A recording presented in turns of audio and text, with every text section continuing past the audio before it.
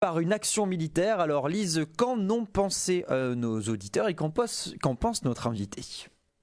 Alors, nos auditeurs, ils ont une petite majorité, 57% de oui sur X et sur Instagram pour cette question, et 62% de oui, un tout petit peu plus sur Facebook. Mais ce n'est pas non plus une intense majorité. On va demander à notre invité ce qu'il en pense. Stéphane Goldin, bonjour, Bonjour, bonjour Lise, bonjour à tous les auditeurs.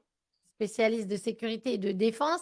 Alors, que dites-vous de cette question? Est-ce que la libération des otages doit passer par un accord plutôt que par une action militaire, à votre avis?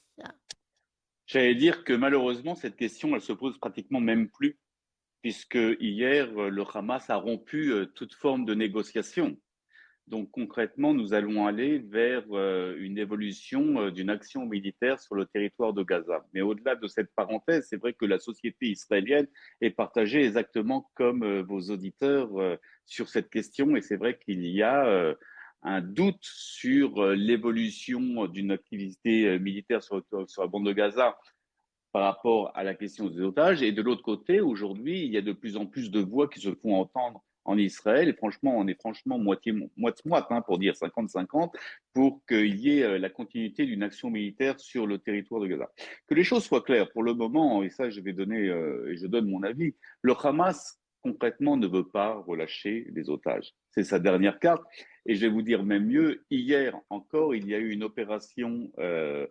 une embuscade des terroristes du Hamas du côté de Khan Younes, et cette embuscade avait pour but de capturer des soldats israéliens et donc d'en faire de nouveaux otages comme monnaie d'échange, parce que c'est ça qu'ils veulent, c'est de la monnaie d'échange. Donc pour le moment, le Hamas fait tout pour éviter de rendre tous les otages, et si demain il devait y avoir un accord, cet accord, il faut qu'il soit global. On ne peut pas continuer à jouer comme ça avec les nerfs des Israéliens, mais surtout avec les nerfs des familles, avec cette sélection morbide où le Hamas joue concrètement avec les Israéliens, joue avec l'État d'Israël. Et je pense que si demain il devait y avoir une négociation, elle devrait se faire sur un accord global sur les 50 otages en une fois, one shot, et non pas d'une façon étalée dans le temps, ce qui nous amènerait encore à des mois et des mois de négociations avec des hauts et des bas, puisqu'on sait très bien que le Hamas fait un pas en avant et trois pas en arrière. Alors justement, Stéphane Goldin, ce changement vers un accord global, on a l'impression que c'est clairement la nouvelle position d'Israël et des États-Unis, puisqu'elle est commune là-dessus, mais elle va se heurter, si j'ose dire, au refus du Hamas. Pas forcément de libérer les otages, parce que si c'est en face de la fin de la guerre, peut-être qu'il pourrait accepter, puisque c'est ça qu'il cherche depuis le début, mais en revanche, son désarmement, le Hamas ne va jamais être d'accord pour ça. Mais bien sûr, le Hamas, de toute façon, depuis le début, ne veut pas libérer les otages. Le Hamas, c'est sa dernière carte et le Hamas veut maintenir sa pression et maintenir son pouvoir sur le territoire de Gaza après, entre guillemets, cette guerre quand elle se terminera. On le voit concrètement avec l'aide humanitaire, comment le Hamas veut s'accaparer l'aide humanitaire. On l'a vu aussi avec cette communication mensongère sur la famine du côté dans la bande de Gaza, où le Hamas fait tout pour maintenir une pression, maintenir son pouvoir, s'accaparer d'ailleurs l'aide humanitaire pour gérer la population gazaouite. Et on le voit très bien que le Hamas ne veut en aucun cas désarmer. La preuve en est, pour vous donner un autre exemple, hier, du côté de Bet Hanoun, Bet Hanoun se situe au nord de la bande de Gaza, a été trouvé un tunnel de 5 kilomètres qui était parallèle à la ligne de train entre Sderot et Ashkelon. Dans ce tunnel, il y avait énormément d'armes, énormément de matières explosives, il y avait des dortoirs, il y avait tout pour que des terroristes du Hamas puissent opérer une nouvelle opération sur le territoire israélien. Donc on voit très bien que le Hamas en aucun cas veut désarmer et malheureusement, ce n'est que par une opération militaire d'envergure encore plus forte qu'on arrivera à une solution. Alors vous allez me dire, oui, mais quid des otages dans cette affaire? Écoutez, Je pense qu'il n'y a que, moi je le dis depuis le premier jour de cette guerre, il n'y a qu'avec une pression militaire très forte qu'on arrivera à frapper le Hamas d'une façon précise et il n'y a que comme ça qu'on arrivera à libérer les otages. Quand je dis frapper le Hamas, ce n'est pas simplement frapper le Hamas dans la bande de Gaza. Je pense qu'il faut revenir aussi à des opérations ciblées sur les dirigeants du Hamas qui sont un petit peu partout dans le monde, essentiellement à Doha et aussi un petit peu en Turquie. Et franchement, les frapper, les cibler, frapper leurs avoirs, frapper aussi leur portefeuille, mais aussi frapper les hommes qui dirigent cette organisation et revenir à des opérations ciblées. Il n'y a que comme ça qu'ils arriveront à fléchir. Et dans le fond, c'est la seule, comment dire, c'est la seule chose qu'ils arrivent à comprendre, cette façon voilà. Il n'y a pas d'autre solution, malheureusement, à cette tragédie, parce que nous avons 50 otages. Nous avons vu hier encore la vidéo d'un otage, Romualdowski, comment il était, dans quel état il était. Et c'est vrai que, dans le fond, la famine, elle ne touche pas les Gazaouis. Mais par contre, les otages, oui, ils sont touchés par la famine.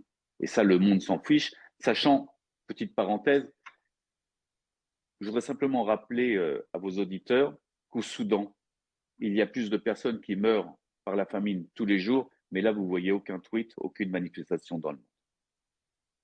Alors justement, ce matin, il y avait la BBC qui est une fois de plus sur la sellette avec un courriel intérieur de consignes qu'il aurait donné à ses journalistes la semaine dernière pour parler de l'aide humanitaire, dire que de toute façon la quantité n'est pas relevant, on dit en anglais, et que l'aide humanitaire de la GHF ne fonctionne pas. Donc ça, c'est avant même qu'ils arrivent sur le terrain. Est-ce que le défaut d'Israël par rapport à cette crise, Stéphane Goldin, c'est aussi de mal gérer la communication, de perdre cette guerre sur le front de la communication par rapport au Hamas? Il est sûr qu'Israël, au niveau de sa communication, n'a pas été au meilleur de sa forme, pour dire clairement les choses, mais ce n'est pas nouveau que la communication israélienne à l'étranger a eu toujours des difficultés. Or, il faut qu'Israël prenne en compte que la communication est une arme au même titre que les autres armes. Et il va falloir aussi changer de braquet là-dessus. C'est vrai que la question de la famine à Gaza, de l'aide alimentaire, du largage, du parachutage d'aide alimentaire, a été fait sous une pression médiatique internationale contre Israël et Israël à pieds genoux. Or, il s'avère d'ailleurs que énormément d'ONG dans le monde, des ONG reconnues, pas automatiquement pro-israéliennes, reconnaissent clairement que cette forme de largage d'aide humanitaire est complètement à côté de la plaque, pour dire clairement les choses. La preuve en est, avant-hier, il y a eu un largage par l'Égypte d'aide humanitaire sur le territoire de Gaza, où concrètement les Gazaouis ne pouvaient pas avoir accès. Ceux qui ont pu avoir accès à cette aide humanitaire, oui, c'est le Hamas. Et le Hamas va s'en servir encore une fois comme monnaie de contrebande pour aussi faire monter les prix sur le marché noir, mais aussi recruter des nouveaux terroristes. Parce qu'elle est là la réalité. Elle est là la réalité. Et le Hamas continue à s'enrichir dans cette affaire. Et donc, pour le moment, je vais vous dire franchement, par rapport à votre question initiale, le Hamas, dans le fond, n'a aucun intérêt à libérer des otages en regardant les réactions mondiales, en regardant comment le monde, l'Occident, se tourne contre Israël à la place. Vous savez, le Canada va demain distribuer 340 millions d'aides humanitaires pour le Hamas. Vous savez, j'aurais préféré que ces 340 millions puissent servir à lutter contre le terrorisme, du Hamas d'ailleurs. Alors justement, pour lutter contre le terrorisme du Hamas, il faudrait en avoir fini avec cette guerre, Stéphane Goldin, et ça n'est pas le cas. Et même loin de là, comme vous nous l'expliquiez. Ma dernière question, est-ce que justement les enjeux de politique intérieure et notamment de coalition de Benjamin Netanyahou ont également beaucoup d'influence sur la façon dont se déroule cette guerre? Je trouve qu'elles en ont de moins en moins d'influence. Pour dire clairement les choses, c'est vrai qu'au début de la guerre, il y avait énormément de questionnements. Mais vous savez, aujourd'hui, on se retrouve dans une situation où on est face à un gouvernement, c'est vrai, qui a été avec des éléments dans son gouvernement qui posent problème, pour dire clairement les choses.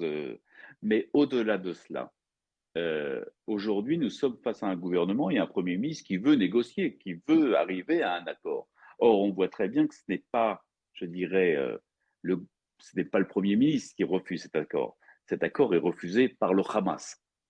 Il y aura à un moment donné des échéances en Israël qui vont arriver, je pense en octobre 2026, si mes souvenirs sont bons. Et je pense que là, il faudra faire un bilan de ce qui s'est passé. Toujours est-il que, quoi qu'il arrive, il faudra à un moment donné que dans ce pays, en Israël, nous ayons une commission d'enquête nationale pour savoir ce qui s'est passé, non pas depuis le 7 octobre, mais bien en amont du 7 octobre, ce qui nous a amené au 7 octobre et comment les choses se sont déroulées. Parce que quand on regarde concrètement, et je regarde simplement au niveau sécuritaire, au niveau militaire, je trouve que les opérations qui sont menées actuellement, les chariots de Gédéon, c'est l'opération peut-être qui aurait dû être menée au tout début de la guerre et non pas à ce moment-là de la guerre. On a, je pense, perdu un tout petit peu de temps. Toujours est-il qu'on verra comment vont évoluer les choses, mais il faut avoir confiance, en tout cas en Israël, en les forces de Tsahal, et je pense qu'à un moment donné, on sortira du tunnel. À la fois au sens propre et au sens figuré. Merci beaucoup Stéphane Goldin d'avoir été avec nous ce matin, analyste et spécialiste de sécurité et de défense. Bonne journée à vous, à très vite. Shabbat shalom à tout le monde.